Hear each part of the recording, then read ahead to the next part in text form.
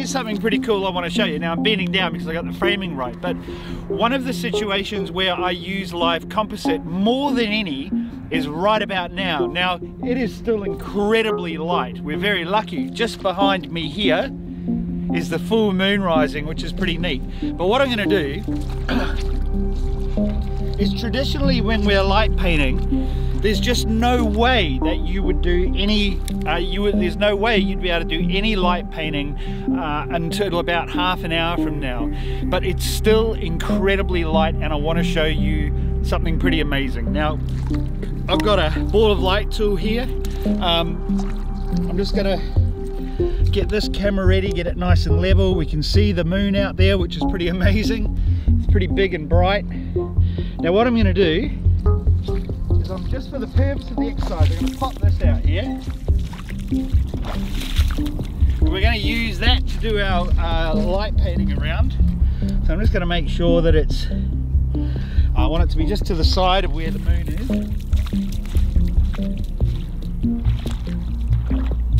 Alright. Now you watch this. This is absolutely incredible. So I'm going to set up the live composite. So I'm going to go into live composite, so we'd go all the way out into past lifetime and into live composite. Now I'm just going to make sure that I'm focused up on that so you can see it. All right, so I reckon you can see that screen fine. All right, so what I'm going to do is, because it's so bright, I'm going to go maybe f11. And then what we do is, I've got to set my exposure time. So I'm just going to go all the way down to half a second, which is the quickest exposure time we can have. I'm just going to go out of there. I'm just going to click the button once, click it again. All right, so now our exposures have started. We can see here that it's exposing. There's my little rock.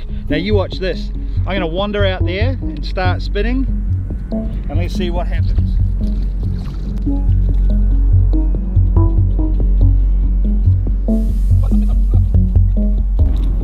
Oh, the salt's starting to collapse under me. Hopefully we'll get something.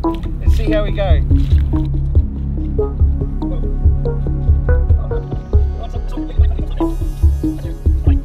Look at that. It's a very wonky orb, but it's an orb nonetheless. Look at that. Now, I can leave that running for up to 3 hours and it will not overexpose. It's impossible for it to overexpose, because the only light that's going to be added to it is light that we add. So in theory, the moon will keep moving up through the scene, and it will overexpose. Sorry, it won't overexpose. The moon will keep moving through the scene, and we get a line up through there. So the great thing about live composite is that it gives us an hour either side of the sun. When the sun goes down, we can work until it gets dark, which is absolutely incredible. And I just stopped the frame there. It's a terrible looking orb. And there we go. Look at that. Oh my God, that's embarrassing. We can see the moon. We can see here that the moon has, you can see the moon has moved there a bit. So that's why, so it's added light to the frame so we can see that. Anyway, let's get into it. Live composite. Live composite rocks. All right, I'm going to go again. I'm going to go again and see if I can't go somewhere where the salt's not going to collapse, and see if I can. Let's see if I can spin a decent orb.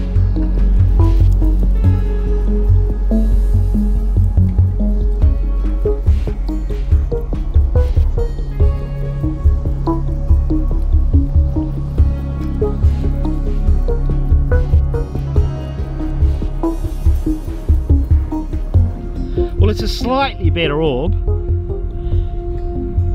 but that's pretty cool. I'll stop it there. All right. Now, because it is getting slightly darker, I mean not that much more, I'm just going to change the... All right, so all I'm going to do, I'm going to leave it at half a second, but I am just going to open the aperture up a bit. Whoops, live comp. I'm just going to open it up to f8.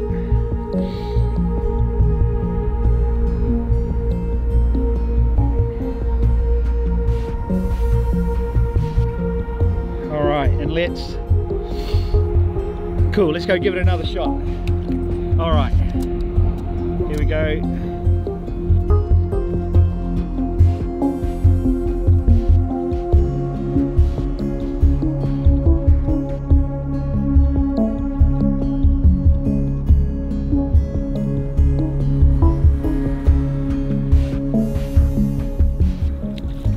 Oh, the salt just started collapsing again. It's funny. Wicked.